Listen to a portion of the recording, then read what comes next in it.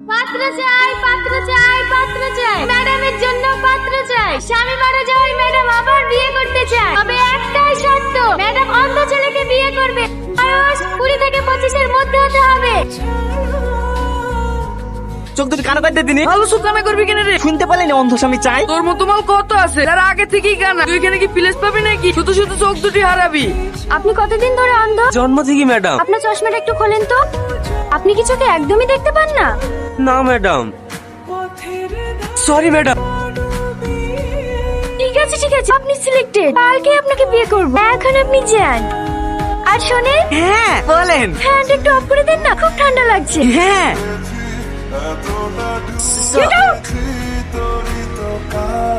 যান, সামনে চেয়ারে গিয়ে বসে।